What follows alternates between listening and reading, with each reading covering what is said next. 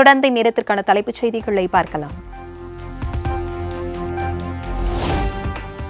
ஈரோடு கிழக்கு தொகுதி இடைத்தேர்தலில் 65 பேர் வேட்புமனு தாக்கல் செய்ததாக தேர்தல் ஆணையம் தகவல். வேட்புமனுக்கள் மீதான பரிசீலனை இன்று நடைபெறவுள்ளதாக அறிவிப்பு.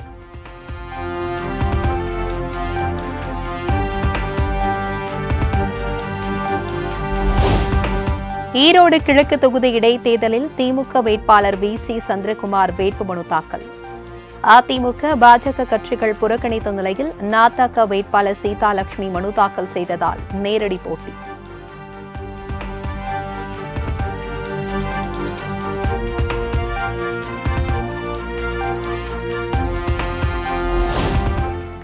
ஈரோடு கிழக்கு தொகுதி இடைத்தேர்தலை புறக்கணிப்பதாக தமிழக வெற்றிக் கழகம் அறிவிப்பு.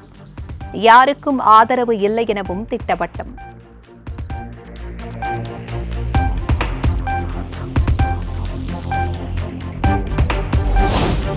பொங்கல் பண்டிகை முடிந்து சொந்த ஊர்களில் இருந்து 2வது நாளாக சென்னை திரும்பிய மக்கள். பெருங்களத்தூர், தாம்பரம், வண்டலூர் ஜிஎஸ்டி சாலையில் கடும் போக்குவரத்து நெரிசல்.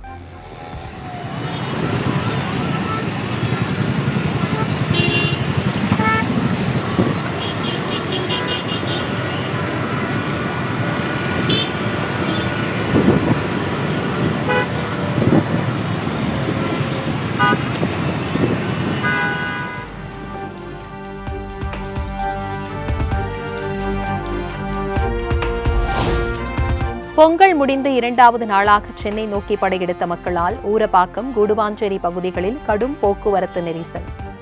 வாகனங்கள் ஆமை வேகத்தில் நகர்ந்து சென்றதால் வாகன ஓட்டிகள் அவதி.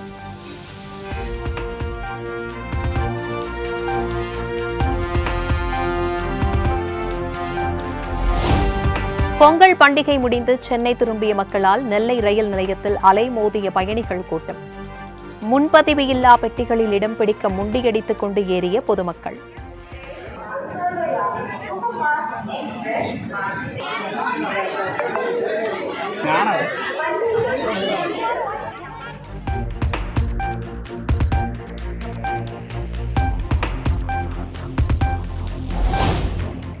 தமிழகத்தில் இயக்கப்பட்ட பொங்கல் சிறப்பு பேருந்துகள் மூலம் 8,73,000 பேர் பயணம். பொதுமக்கள் சென்னை திரும்ப ஏதுவாக நாளை வரை சுமார் 22,600 பேருந்துகள் இயக்கப்படும் என போக்குவரத்து கழகம் அறிவிப்பு.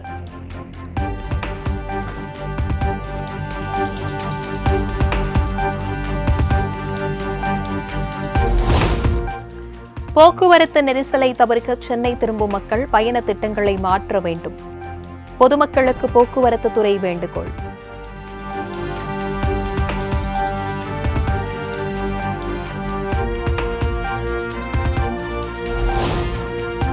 ராணிப்பேட்டை மாவட்டம் திருமால்பூரில் பாமகவினர் மீது பெட்ரோல் குண்டு வீசி கொலைவெறி தாக்குதல் நடத்தியதாக பாமக நிறுவனர் ராமதாஸ் கண்டனம். விடுதலை சிறுத்தைகள் கட்சியைச் சேர்ந்த 6 பேரையும் காவல்துறையினர் உடனடியாக கைது செய்ய வேண்டும் என வலியுறுத்தல்.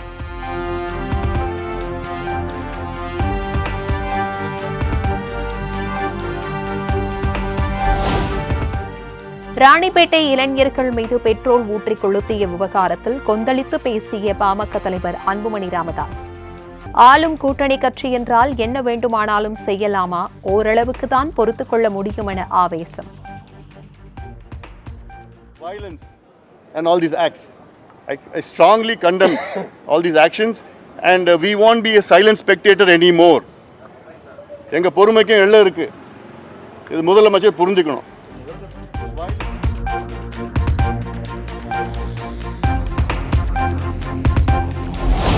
ராணிப்பேட்டை மாவட்டம் நெல்வாய் வன்முறைக்கும் விசிகவிற்கும் எந்த ஒரு தொடர்பும் இல்லை என திருமாவளவன் விளக்கம்.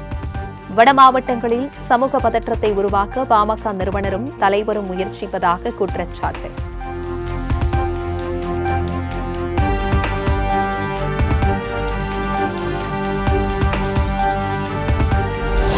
பொங்கல் பண்டிகையை முன்னிட்டு நடைபெற்ற சென்னை சங்கமம் நம்ம ஊரு திருவிழா நிறைவு. சென்னை அண்ணா நகர் கோபுர பூங்காவில் தமிழ் மண்ணின் கலைகளை களிப்போடு கொண்டாடும் வகையில் நிறைவு பெற்றது.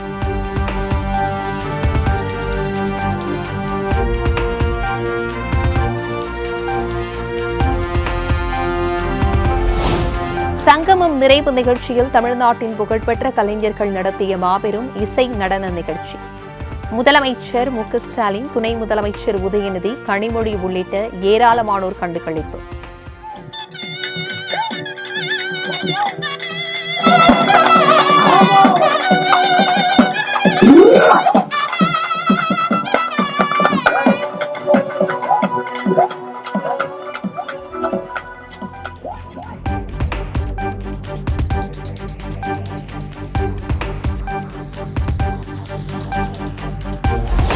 சென்னை சங்கமம் நிகழ்ச்சியின் போது கருப்பசாமி பாடலுக்கு சாமி வந்து ஆடிய பெண்கள். முதலமைச்சர் மு க ஸ்டாலின் பங்கேற்ற கலை விழாவில் பரபரப்பு.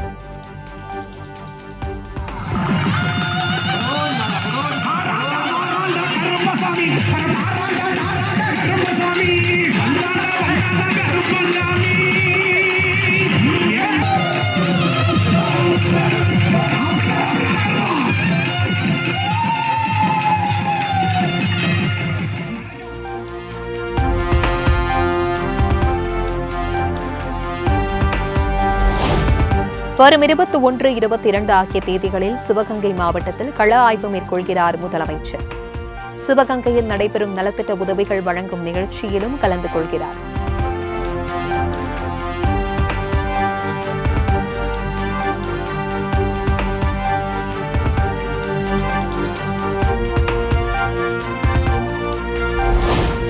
சென்னை நந்தம்பாக்கத்தில் நடைபெற்று வரும் பன்னாட்டு புத்தக திருவிழா.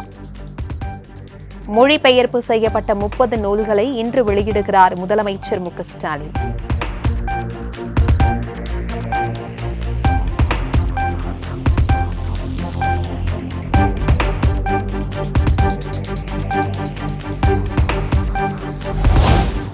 எடப்பாடியை வைத்துக் கொண்டு அதிமுக பாஜக கூட்டணிக்கு வாய்ப்பில்லை என குருமூர்த்தி கருத்து தெரிவித்த விவகாரம்.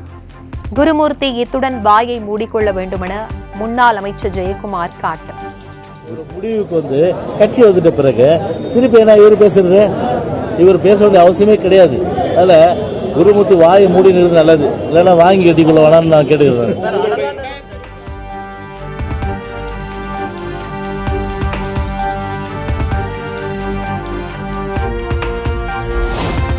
ஜல்லிக்கட்டில் சாதி பார்த்து அனுமதிக்கும் நடைமுறை ஒருபோதும் கிடையாது. மாடுபிடி வீரர் தமிழரசனின் குற்றச்சாட்டுக்கு மதுரை மாவட்ட ஆட்சியர் சங்கீதா விளக்கம்.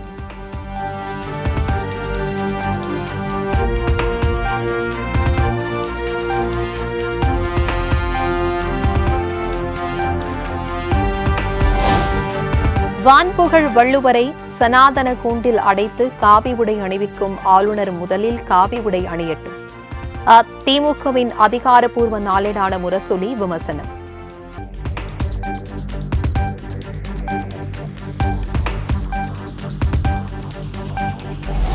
கரூரில் தண்டவாளத்தில் கிடந்த இரும்பு துண்டால் கோவை நாகர்கோவில் எக்ஸ்பிரஸ் ரயில் என்ஜின் முன்பதிவு சேதம். ரயிலை கவிழ்க்க சதியா என்ற கோணத்தில் போலீசார் தீவிர விசாரணை.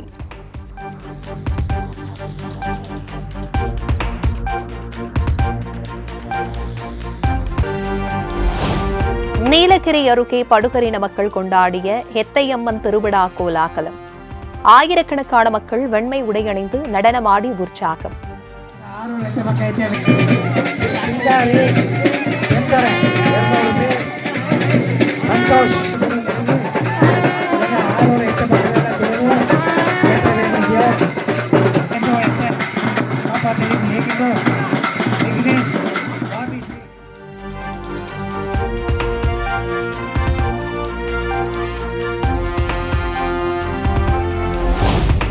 நாகையில் இலந்தை பழ சீசன் தொடங்கியதால் வெளி மாவட்டங்களுக்கு ஏற்றுமதி தீவிரம். கடும் பனிப்பொழிவால் பழங்களில் பூச்சி தாக்குதல் ஏற்படுவதாக விவசாயிகள் வேதனை.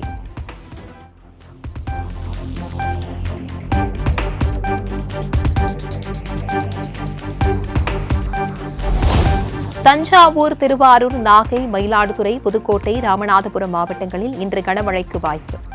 காரைக்காலில் ஓரிரு இடங்களில் பலத்த மழை பெய்ய வாய்ப்புள்ளதாகவும் வானிலை ஆய்வு மையம் தகவல்.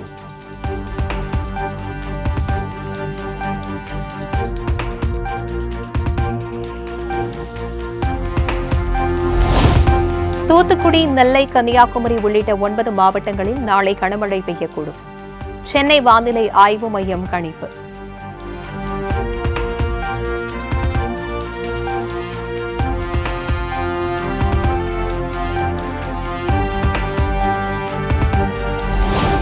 வரும் 20ஆம் தேதி திருப்பதி ஏழுமலையானை தரிசிக்க பக்தர்கள் இலவச தரிசனத்தில் செல்லலாம். தேதி, நேரம் குறிப்பிடப்பட்ட தரிசன டோக்கன்கள் வழங்கப்படாது எனவும் தேவஸ்தான அதிகாரிகள் தகவல்.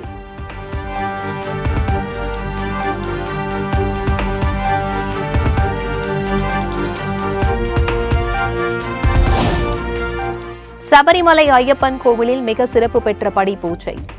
18 வன தேவதைகளையும் ஒவ்வொரு படியிலும் அமர்த்தி வழிபாடு.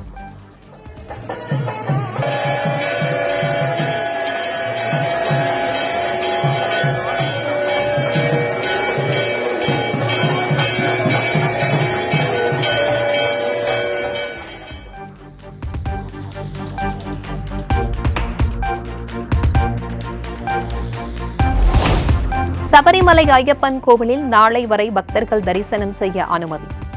நாளை மறுதினம் கோவில் நடை அடைக்கப்படும் என தேவசம் போர்டு அதிகாரிகள் தகவல்.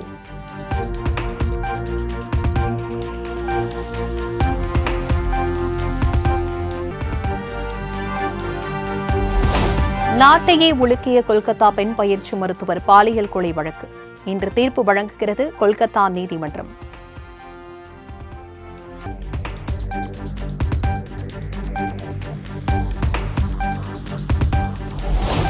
ஜனவரி 31ஆம் தேதி கூடுகிறது நாடாளுமன்ற பட்ஜெட் கூட்டத்தொடர்.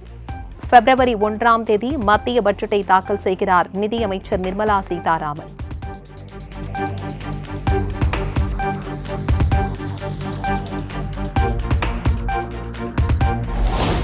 ஆட்டோமொபைல் உதிரி பாக தயாரிப்புகள் குறித்த 5 நாள் கண்காட்சி டெல்லியில் தொடக்கம். கண்காட்சியை தொடங்கி வைத்து பார்வையிட்டார் பிரதமர் Narendra Modi.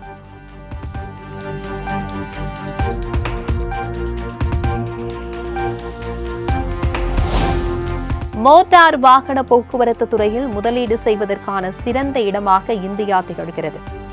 Make in India திட்டத்தின் மூலம் இது சாத்தியமானதாக பிரதமர் நரேந்திர மோடி பெருமிதம்.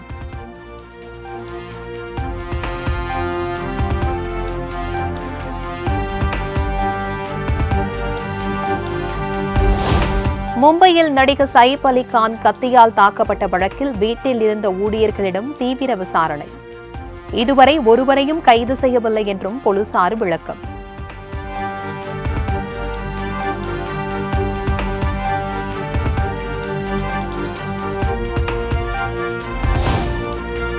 நடிகர் சயிப் அலி கானை கத்தியால் குத்தியவரை பிடிக்க 30 தனிப்படைகள் அமைப்பு. குற்றவாளியை போலீசார் விரைவில் நெருங்கி விடுவார்கள் என முதலமைச்சர் தேவேந்திர பட்னாவிஸ் உறுதி.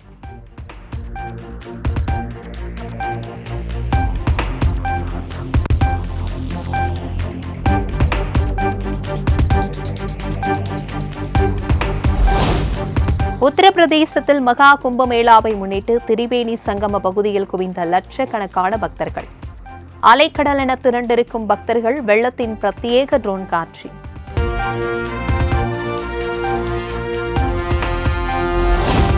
கர்நாடக மாநிலம் மங்களூரு வங்கியில் 12 கோடி ரூபாய் மதிப்பிலான தங்கம் மற்றும் ரொக்க பணம் கொள்ளை.